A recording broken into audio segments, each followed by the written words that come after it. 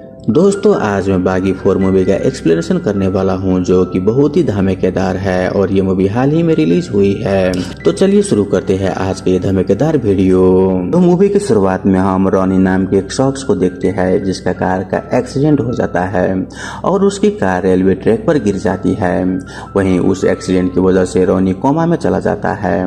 अब 7 महीने के बाद जब वो कोमा से वापस आता है तो उसे सिर्फ एक ही नाम याद था और वो नाम होता है अलीसा का, जिसे रॉनी बहुत ही प्यार करता था। यहाँ पर रॉनी का एक भाई जिसका नाम जीतू होता है। जीतू रॉनी का बहुत ही ख्याल रख रहा था और उसे बताता है कि तुम्हारे लाइफ में अलीसा नाम की कोई भी लड़की नहीं है। यहाँ पर हम जानते हैं कि उस एक्सीडेंट के बाद से रॉनी का दिमाग में एक बहुत ही गंभीर चोट लग गई थी जिस वजह से वो सारी चीजों को भूल गया था और वो अलीसा है जो उसका दिमाग का एक बस हेलुसिनेशन है। यहाँ पर रॉनी को जीतू बहुत बार समझाने की कोशिश करता है लेकिन रॉनी उसके बातों को नहीं मानता। यहाँ पर रॉनी गुस्से में अपने घर आ जाता है और तभी वो देखता है कि उसके घर के सामने से कुछ लोग एक आदमी का फ्यूनरल करने के लिए जा रहे थे। ये देखकर रॉनी उसके पास चला जाता है और वहाँ जाकर उन लोगों से झगड़ा करने लगता है और वो वहाँ पर जो आदमी मरा हुआ था उसके बारे में बहुत ही उल्टा सीधा बोल रहा था, जिसे सुनकर उनके परिवार वालों को बहुत ही गुस्सा आता है और वो रॉनी को मारने के लिए कुछ लड़के को भेज देता है। लेकिन यहाँ पर रॉनी उन सारे आदमियों को बहुत ही बेरहमी से मारता है। लेकिन तभी वहाँ पर जीतू आकर रॉनी को डॉक्टर के पास लेकर जाता है और वो डॉक्टर को बताता है कि रॉनी पिछले कुछ दिनों से बहुत ही अजीब तरह का बिहेव कर रहा है। जीतू डॉक्टर को बताता है कि कल रॉनी बहुत सारे लोगों को पीटा, ऐसा सिर्फ रॉनी को लगता है क्योंकि हमने तो वहाँ पर किसी को भी नहीं देखा। जीतू यहाँ पर डॉक्टर को एक वीडियो दिखाता है जिसमें रॉनी अकेला ही हाथ पैर चला रहा था। यहाँ पर रॉनी हमेशा अलीसा को याद करता है और वो उसके बारे में जीतू से पूछते रहता है कि आखिर अलीसा कहाँ पर है और वो अपने मोबाइल में अलीसा का फोटो देखते रहता है। लेकिन यहाँ पर जीतू उसे समझाने की बहुत ही कोशिश करता है कि अलीसा नाम की लड़की तुम्हारी लाइफ में कभी आई नहीं थी, बस वो तुम्हारा दिमाग का भ्रम है। लेकिन रॉनी जीतू के बातों को नहीं सुनता क्योंकि उसे पता है कि अलीसा नाम की एक लड़की थी और वो उसे बहुत ही प्यार करता था। खैर कुछ दिन के बाद जीतू रॉनी के पास एक लड़की को भेजता है जिसका नाम होता है ओलिविया। ओलिविया रॉनी से बोलती है कि तुम्हारे पास 2 घंटे के लिए मैं आई हूँ, तुम मेरे साथ 2 घंटे तक कुछ भी कर सकते हो। लेकिन यहाँ पर रॉनी उसके साथ कुछ नहीं करता बल्कि वो अपने घर के काम उसे करवाता है। इसी दरमियान उसे मालूम चलता है कि दरअसल उसका नाम ओलिविया नहीं बल्कि प्रतिष्ठा है। रॉनी यहाँ पर प्रतिष्ठा से अलीसा के बारे में बातें करने लगता है। वो बता रहा था कि वो कैसे मिले और किस तरह से वो अलीसा को प्यार करता था और इसी बीच बात करते करते 1 घंटा गुजर जाता है और अभी भी उनके पास 1 घंटा बचा हुआ था। यहाँ पर प्रतिष्ठा रॉनी से अलीसा के बारे में सब कुछ जानना चाहती थी। वहीं यहाँ पर रॉनी अलीसा के बारे में सारी बातें उसे बताने लगता है कि वो कहाँ कहाँ पर घूमने जाते थे और कहाँ पर मिले थे।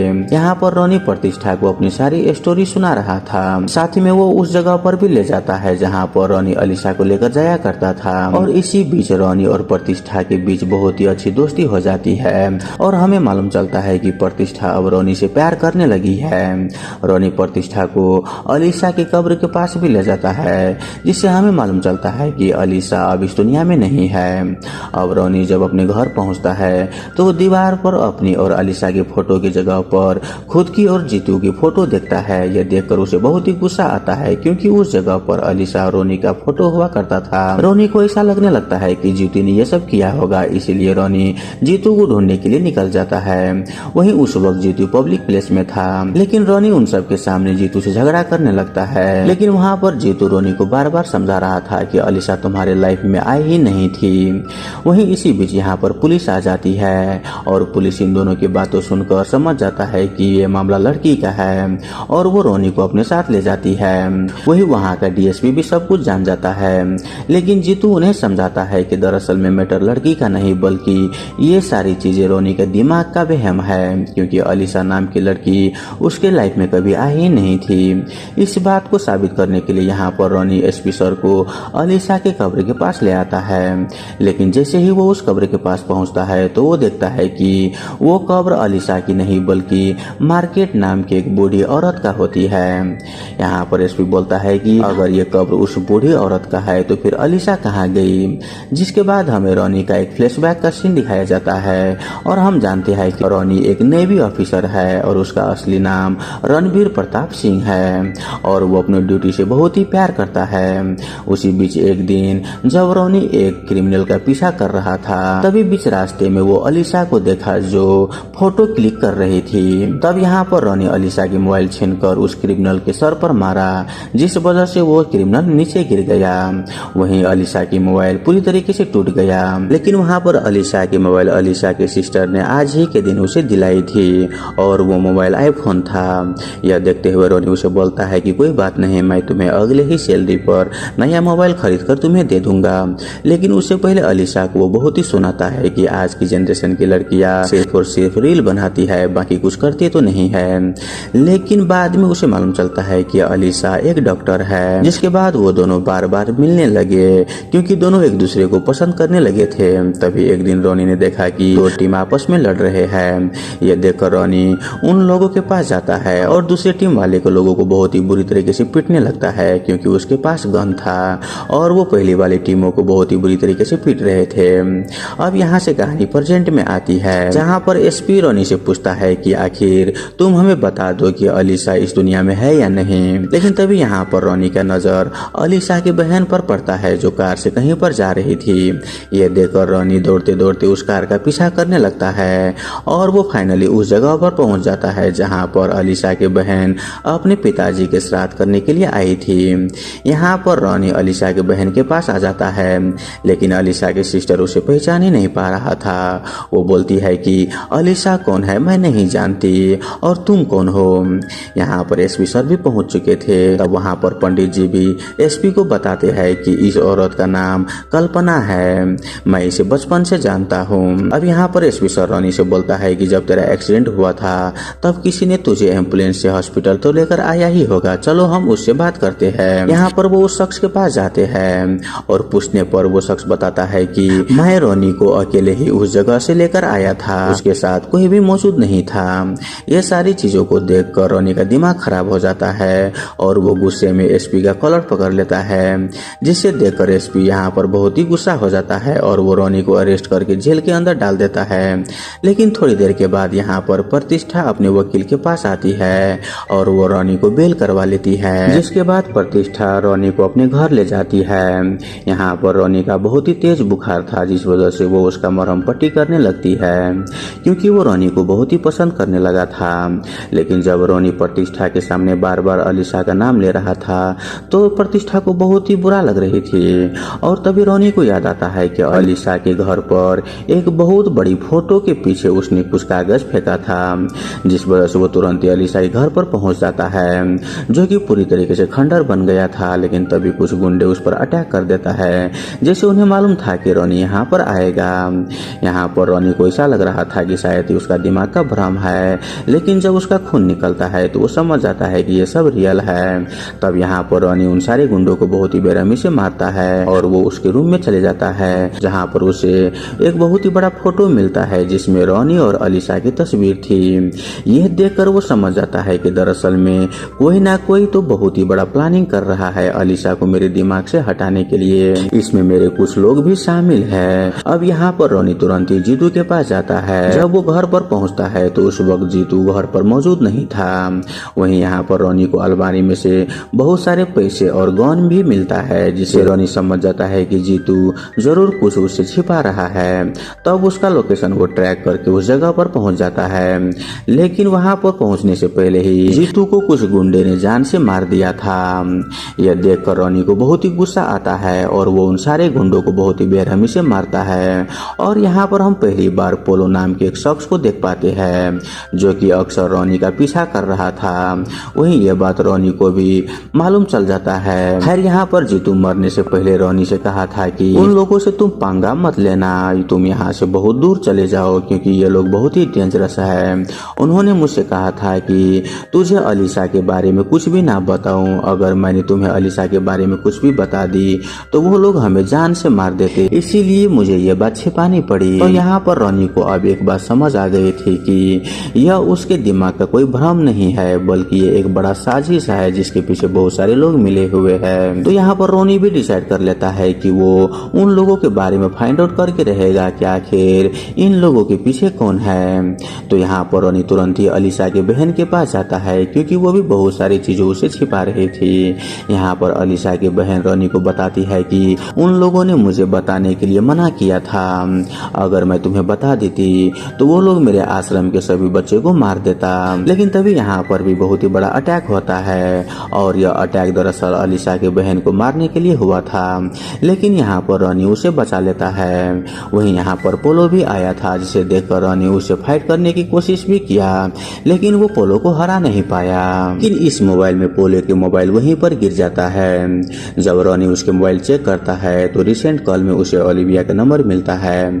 अब यहाँ पर अलीशा के बहन रोनी को सब कुछ बता देती है कि वो लोग मुझे बहुत दिनों से ब्लैकमेल कर रहे थे क्योंकि मेरा एक अनाथ आश्रम था। मैं यहाँ पर बहुत सारे बच्चों को ख्याल रखती थी, अगर मैं तुम्हारे साथ अलीशा को भी रखती तो वो मेरे साथ अलीशा और मेरे सारे बच्चे को मार देते, इसीलिए मुझे ऐसा दिखाना पड़ा कि अलीशा इस दुनिया में ही नहीं है और मैं तुम्हें जानता तक नहीं। जिसके बाद रोनी ओलिविया के पास जाता है और उसे बताता है कि तुम्हारा नाम कौन सा असली है, ओलिविया या फिर प्रतिष्ठा, और तुम्हारी सच्चाई क्या है। तब यहाँ पर ओलिविया बताती है कि हाँ, मैं उन लोगों के लिए काम कर रही थी लेकिन मैं अब तुम्हारे साथ रहना चाहती हूँ। लेकिन तभी यहाँ पर रोनी के ऊपर फिर से एक बहुत ही बड़ा अटैक होता है। यहाँ पर ओलिविया उसे बचा लेती है, लेकिन देखते ही देखते यहाँ पर बहुत सारे गुंडे आ जाते हैं जो कि अब वो लोग ओलिविया को भी मारना चाहता था। वही यहाँ पर रोनी और ओलिविया दोनों ही उन सारे गुंडों को बहुत ही बेरहमी से मार रहे थे। लेकिन तभी उस आदमी में से एक शख्स रोनी पर गोली चला देता है, जिसे देखकर उसके सामने ओलिविया आ जाती है और उसकी जान वहीं पर चली जाती है। लेकिन मरने से पहले ओलिविया रोनी को बता देती है कि अलीशा जिंदा है। ये सुनकर रोनी शॉक हो जाता है और यहाँ से हमें एक चाकू नाम के बहुत ही बड़े गैंगस्टर को दिखाता है। चाकू बहुत ही खूंखार राक्षस होता है। दरअसल चाकू गॉड को बिल्कुल भी नहीं मानता और अलीशा उसी के कैद में है। और यहाँ से हमें एक फ्लैशबैक का सीन दिखाया जाता है जहाँ पर हमें मालूम चलता है कि चाकू की एक गर्लफ्रेंड थी जिसका नाम थी अवंतिका, और अवंतिका बिल्कुल अलीशा की तरह ही दिखती थी। अवंतिका और चाकू दोनों ही एक दूसरे से बहुत ही प्यार करते थे। यहाँ पर अवंतिका और चाकू दोनों ही बहुत ही बड़े गैंगस्टर थे। वो दोनों ही हैवान के साथ साथ वो लोग किसी से भी नहीं डरते थे। जब कोई भी अवंतिका के ऊपर हाथ भी रखता तो अवंतिका उसका हाथ ही काट डालती। अवंतिका के ऊपर सिर्फ और सिर्फ चाकू का ही हक था, इसीलिए अवंतिका चाकू से शादी करना चाहती है। लेकिन यहाँ पर चाकू का कहना था कि उसका उम्र बहुत ही बड़ा हो गया है। लेकिन अवंतिका बोलती है कि प्यार में कोई उम्र नहीं देखता, इसीलिए दोनों फैसला किया कि वो शादी कर लेंगे। अब जिस दिन अवंतिका और चाकू का शादी हो रही थी उसी दिन कुछ लोग उनके ऊपर अटैक कर देता है। यहाँ पर यह अटैक बहुत ही खतरनाक था क्योंकि चारों तरफ गोलाबारी हो रहे थे और इसी गोलाबारी में अवंतिका मर जाती है। यह देखकर चाकू को बहुत ही गुस्सा आता है और वो सीधा गॉड के पास जाता है और उसके सामने बोलता है कि मैं एक शैतान हूँ और शैतान के लव स्टोरी में भगवान का क्या काम, अगर आपने मेरे अवंतिका को वापस नहीं किया तो मैं पूरी दुनिया को आग लगा दूंगा, या तो आप मेरे अवंतिका को वापस करो या फिर दुनिया को जलते हुए देखो। वहीं जब चाकू चर्च से बाहर निकल रहा था तब उसने रोनी और अलीशा को देखा। यहाँ पर अलीशा तो बिल्कुल ही अवंतिका की तरह दिख रही थी। यह देखकर चाकू को समझ आ गया कि यह दरअसल में गॉड का इशारा है और उसने ही अवंतिका को फिर से चाकू के लाइफ में वापस भेजा है। अब यहाँ से चाकू रोनी और अलीशा का पीछा करने लगता है। फिर चाकू एक बहुत ही बड़ा साजिश रची। उसने अलीशा की बहन से बात की। जब वो नहीं माना तो उसे डराया धमकाया, अगर उन दोनों की तुमने अलग नहीं किया मैं तुम्हारे सारे बच्चों के साथ साथ इस घर को भी पूरी तरीके से जला दूंगा। और चाकू की प्लानिंग के तहत एक कार का एक्सीडेंट करवाया जिस वक्त रोनी और अलीशा दोनों ही मौजूद थे। वहाँ पर वो लोग अलीशा को कार से सेफली निकाल लिया और कुछ देर के बाद रोनी को भी हॉस्पिटलाइज कुछ लोगों ने कर दिया। वही यहाँ पर रोनी को ऐसा लगने लगा था कि शायद उसी कार के एक्सीडेंट में अलीशा की जान चली गई थी, लेकिन ऐसा बिल्कुल ही नहीं हुआ था। दरअसल में चाकू के लोगों ने अलीशा को सेफली तरीके से बचा लिया था। वही वहाँ पर अलीशा भी कुछ दिनों तक हॉस्पिटल में रही थी और फिर बाद में चाकू के लोगों ने अलीशा को अपने पास ले आया था। यहाँ पर चाकू अलीशा से शादी करना चाहता था, लेकिन अलीशा चाकू से बोलती है कि वो सिर्फ और सिर्फ रोनी से ही प्यार करती है और शादी उसी से करेगा क्योंकि वो रोनी को नहीं भूल सकता। तब यहाँ पर चाकू अलीशा से बोलता है कि अगर 2 महीने रोनी तुझसे नहीं मिलेगा तो वो तुझे भूल जाएगा और उसके भूलने के बाद तुम्हें मुझसे शादी करनी होगी। ये सुनने के बाद अलीसा बोलती है कि 2 महीने तो क्या, मैं 1 साल के तुम्हें समय देता हूँ। अगर 1 सालों में रॉनी मुझे भूल गया तो मैं तुमसे शादी कर लूंगा। और चाकू के ही प्लानिंग के हिसाब से 1 साल खत्म होने वाला था, लगभग सिर्फ 2 महीने ही बचे थे। यहाँ पर चाकू ने बहुत ही बड़ा प्लानिंग की थी कि अलीसा इस दुनिया में ही नहीं है, ऐसा भ्रम उसने रॉनी के दिमाग में डाल दिया था। लेकिन यहाँ पर रॉनी को सारी बात मालूम चल चुकी थी और उसे ये भी मालूम चल गया था कि अलीसा जिंदा है। तो यहाँ से रॉनी पुलिस स्टेशन जाता है और एसपी को सारी बात बता देता है। लेकिन यहाँ पर एसपी उसे बोलता है कि मेरे पुलिस स्टेशन में ही कुछ इंस्पेक्टर ऐसे हैं जो उन लोगों से मिला हुआ है, ये लोग जल्दी ही तेरे बारे में उन लोगों को बता दिया होगा और वो लोग जल्दी ही तुझे यहाँ पर लेने के लिए आते ही होंगे।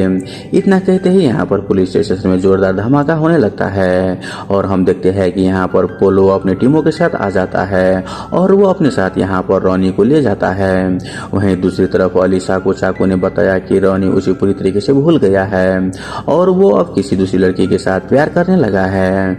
यहाँ पर चाकू ने रॉनी और प्रतिष्ठा के एक साथ वाला फोटो दिखाया और उसे कहा कि यही वो लड़की है जिसे रॉनी अब प्यार करने लगा है। अब यहाँ पर फोटो देखते हुए अलीसा बोलती है कि वो एक बार रॉनी से मिलना चाहती है। वहीं तब तक यहाँ पर पोलो ने रॉनी को यहाँ पर ला चुका था। तब जाकर चाकू ने रॉनी को अलीसा से मिलवाता है। तब यहाँ पर अलीसा रॉनी से पूछती है कि जो कुछ भी इस फोटो में है क्या वो सब सच है, जिस पर रॉनी बोलता है कि हाँ, तुमने जो कुछ भी फोटो में देखा वो सब कुछ सच है। यह सुनने के बाद अलीसा हैरान हो जाती है। उसे ऐसा लगा था कि शायद रॉनी उसे अभी भी प्यार कर रहे होंगे, लेकिन ये सब कुछ झूठ था। तब वहाँ पर वो चाकू से बोलती है कि अब वो उसे शादी करने के लिए तैयार है और हम जानते हैं कि दरअसल यह सब कुछ अपोलो की प्लानिंग थी। उसने रॉनी से कहा था कि अगर वो सारी बातें अलीसा से नहीं कहेगा तो वो अलीसा को जान से मार देगा, इसीलिए उसके कहने पर रॉनी को यह सब कुछ करना पड़ा।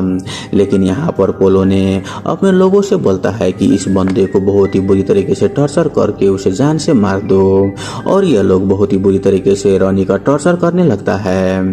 लेकिन भाई साहब यहाँ पर अकेले ही रॉनी उन सारे आदमियों को बहुत ही बुरी तरीके से मारने लगता है और तो और वो पोलो को भी जान से मार देता है। जिसके बाद रॉनी उस जगह पर पहुंचता है जहाँ पर चाकू और अलीसा की शादी हो रही थी। लेकिन वहाँ पर रॉनी के चारों तरफ चाकू की बहुत ही खूंखार गुंडे मौजूद होता है, लेकिन अकेले ही रॉनी उन सारे गुंडों को बहुत ही ब्रूटली तरीके से मार देता है। वहीं यहाँ पर चाकू को ऐसा लग रहा था कि अलीसा अब उसी के साथ रहने वाली है, जो कि ऐसा बिल्कुल ही नहीं था, क्योंकि अलीसा जब रॉनी से मिली और रॉनी ने उसे बताया कि जो कुछ भी तुम फोटो में देख रही हो वो सब कुछ रियल है। दरअसल उस वक्त रॉनी ने उसके अपने हाथों से एक हार्ट बनाकर इशारा कर दिया था, जिससे अलीसा समझ गई थी कि रॉनी दरअसल झूठ बोल रहा है और वो अभी भी उसी से प्यार कर रहा है। वहीं जब ये बात चाकू को मालूम चलता है तो वो बहुत ही गुस्से में आ जाता है और यहाँ पर हम देखते हैं कि चाकू और रॉनी एक दूसरे से लड़ने लगते हैं। यहाँ पर चाकू बहुत ही खतरनाक था और वो रॉनी के ऊपर भारी पड़ रहा था, लेकिन हम देखते हैं कि फाइनली रॉनी चाकू को मार देता है और फाइनली रॉनी और अलीसा एक हो जाते हैं और इसी हैप्पी मोमेंट के साथ ये मूवी यहीं पर खत्म हो जाता है। तो दोस्तों आई होप आपको ये मूवी एक्सप्रेशन वाला वीडियो अच्छा लगा हुआ हो। अगर आपको वीडियो अच्छा लगे तो वीडियो को लाइक करके हमारे यूट्यूब चैनल को सब्सक्राइब जरूर कर लीजिए। धन्यवाद।